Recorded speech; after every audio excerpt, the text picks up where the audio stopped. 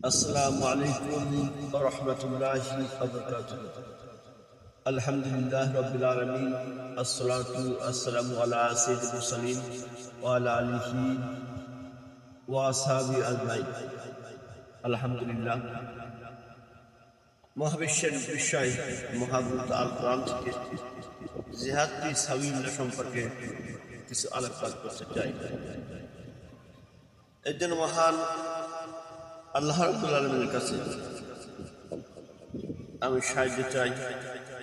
আল্লাহ যেন আমার জবান থেকে জিহাদী সাবিলিল্লাহ সম্পর্কে কিছু আলোচনা করার দান করে।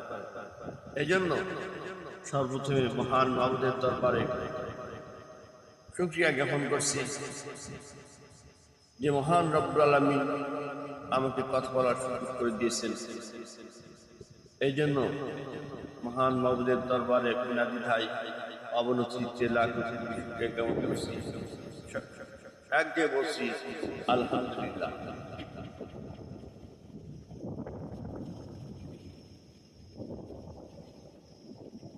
সালাম সেই বিশ্বের একমাত্র সেনানায়ক, লাঞ্ছিত, বঞ্চিত, নিষ্পেষিত নেতারা ফুটপাতে পড়ে থাকা অভাবী সিম্বল মানুষের পরম বন্ধু,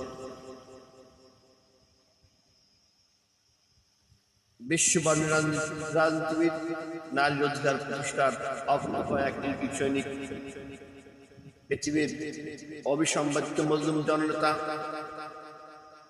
পৃথিবীর সফল রাষ্ট্রনায়ক মোহাম্মদ রাসূলুল্লাহ সাল্লাল্লাহু আলাইহি ওয়াসাল্লাম, যিনি মানবরচিত মতবাদের সকল সুযোগ পালন করে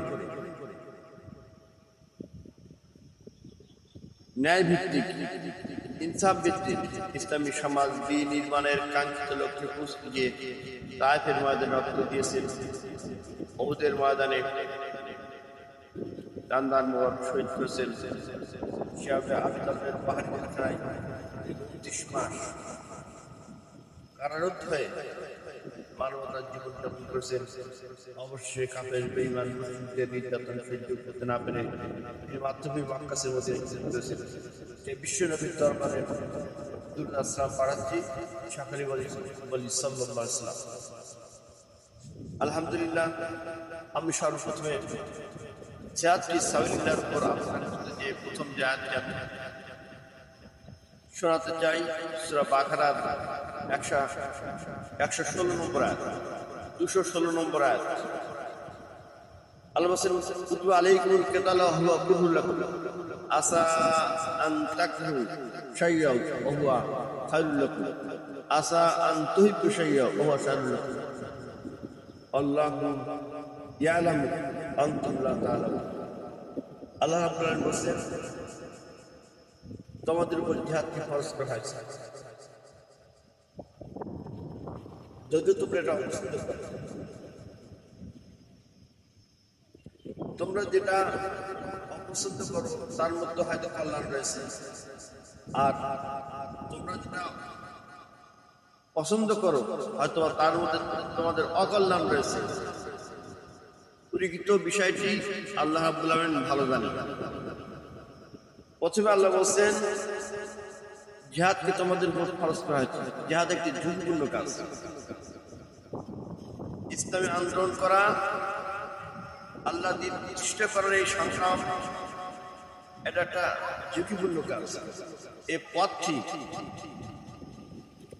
কুসুমাস্তির নয়, এই পথটা হচ্ছে কণ্ঠাকীর্ণ।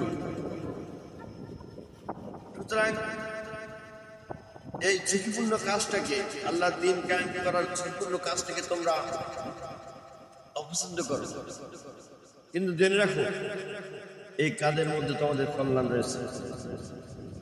আর যে কাজটা তোমরা সহজ মনে করো, সহজ ইসলাম যেটা, সেইটার মধ্যে হয়তো তোমাদের মধ্যে অকল্যাণ থাকতে পারে। উল্টো বিষয়টি আল্লাহ রাব্বুল আলামিন ভালো জানেন।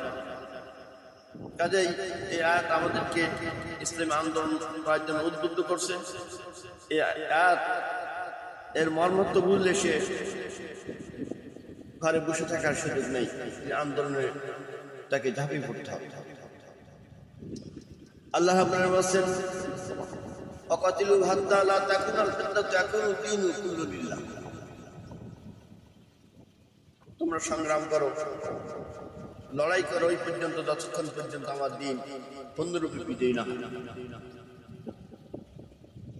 আল্লাহ বলেন, ওয়া লাকুম লা তুকাতিলুনা ফি সাবিলিল্লাহি আল মুস্তাদআফিনা মিনার রিজালি ওয়ান নিসাই ওয়াল বিলদান আল্লাযীনা ইয়াকুলুনা রাব্বানা আখরিজনা মিন হাযিল ক্বরিয়াতি যালিমি আহলিহা ওয়াজআল লানা মিন লাদুনকা ওয়ালিয়্যা ওয়াজআল লানা মিন লাদুনকা নাসীরা। আল্লাহ কি হয়েছে, কেন তোমরা বসে আছো? আমার দিন প্রতিষ্ঠার জন্য তোমরা কেন সংগ্রাম করছো?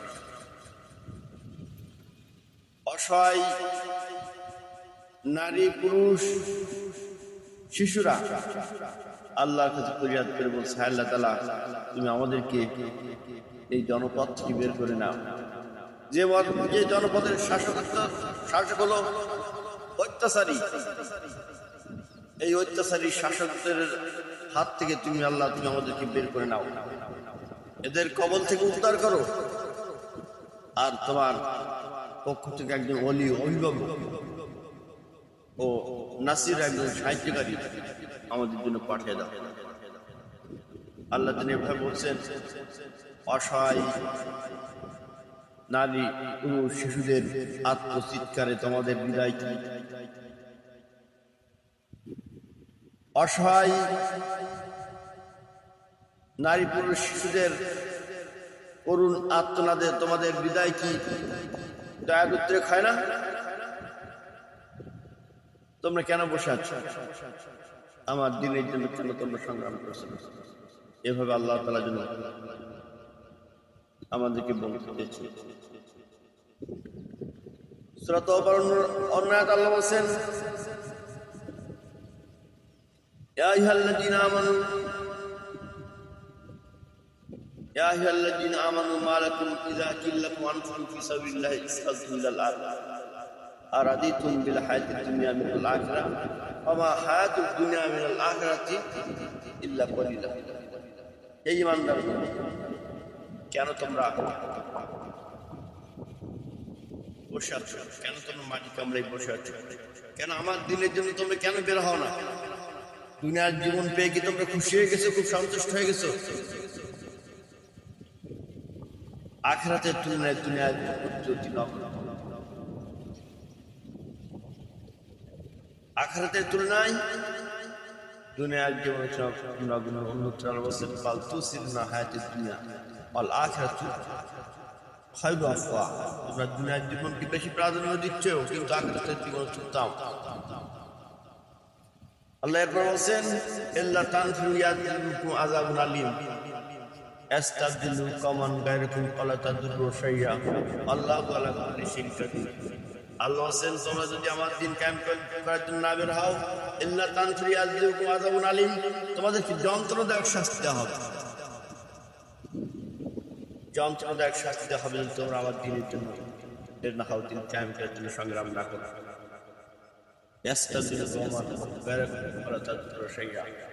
এবং অন্য জাতিদেরকে বসিয়ে দিনের কাজ করানো হবে। তোমরা আল্লাহ করতে পারছো না, আল্লাহ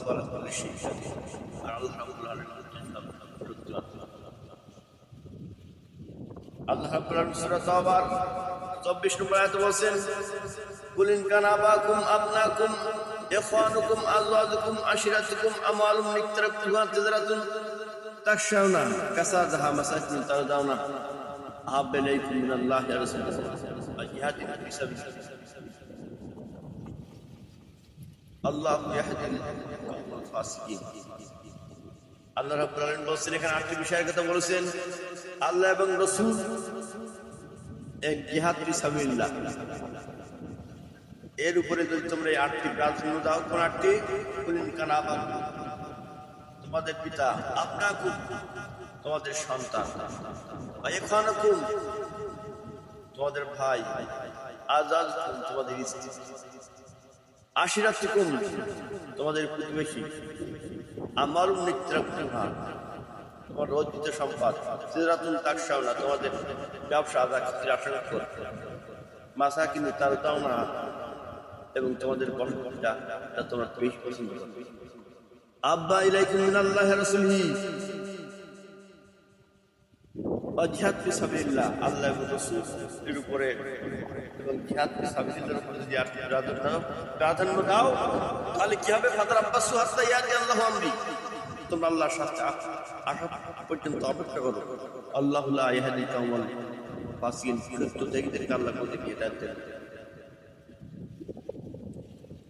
আল্লাহ রাব্বুল আলামিন বলেন, কুনতুম খায়রু উম্মাতিন উখরিজাত লিন-নাস তা'মুরুনা বিল মা'রুফ ওয়া তানহাউনা আনিল মুনকার, তোমরা হচ্ছে শ্রেষ্ঠ জাতি, তোমাদেরকে মানুষের কল্যাণের জন্য বের করা হয়েছে।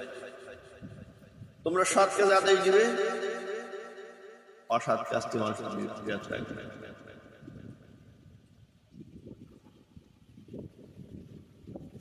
আল্লাহ সাল্লাল্লাহু আলাইহি ওয়া সাল্লাম উম্মাতুন ইয়াদউনা ইলাল খায়র ইয়া'মুরুনা বিল মা'রুফ ওয়া ইয়ানহাউনা আনিল মুনকার আউলাইকা ওয়ালতাকুম মিনকুম উম্মাতুন, তোমাদের মধ্যে একটা দল থাকবে, সে দলের কাজ হলো কি? সৎ কাজের আদেশ দিবে, অসৎ কাজের নিষেধ করবে। এই দলের সার্টিফিকেট কি আল্লাহ সরকারি দিয়েছে? আউলাইকা হুমুল মুফলিহুন, ওরা হচ্ছে সফল কাম। এখানে আল্লাহ দল করার কথা বলছে, তোমাদের মধ্যে একটা দল থাকবে, ওয়ালতাকুম মিনকুম উম্মাতুন, তোমাদের মধ্যে একটা দল থাকবে। সে দলের কর্মসূচি কি? সৎ কাজের আদেশ দিবে, অসৎ কাজ থেকে নিষেধ করবে। আউলাইকা হুমুল মুফলিহুন, তারা হচ্ছে সফল কাম। আল্লাহ পাক বলেন, জাহিদু ফিল্লাহি হাক্কা জিহাদিহি ওয়াস্তাবাকু ওয়া মা জাআলা আলাইকুম ফিদ-দীন মিন হারাজ মিল্লাতা আবিকুম ইব্রাহিম ওয়া সাম্মাকুম মুসলিমিন, তোমরা জিহাদ করো, জিহাদের মতো জিহাদ করো, জিহাদের হক আদায় করে জিহাদ, আর আল্লাহ তোমাদেরকে নিজের কাজের জন্য বাছাই করে দিয়েছে। তোমাদের প্রশ্ন সম্পূর্ণ সংক্ষিপ্ত চাপিয়ে দেননি, তোমরা মিল্লাত ইব্রাহিমের প্রতিষ্ঠিত হও, তিনি তোমাদের নাম রেখেছেন মুসলমান। আল্লাহ রাব্বুল আলামিন শারআ লাকুম মিনাদ দীনি মা সাবিহু আল্লাযীনা আওহাইনা ইলাইকা ওয়াসাইনা বিহি ইব্রাহিম ওয়া মূসা ঈসা আন আকিমুদ-দীন ওয়া লা তাতাফাররাকু ফীহি, হে নবী, তোমার উপর যে দিন দিয়েছিলাম একই দিন আমি নবীকে দিয়েছিলাম, এবং তাদেরকে ওই সময় নবী ওহী করেছিলাম।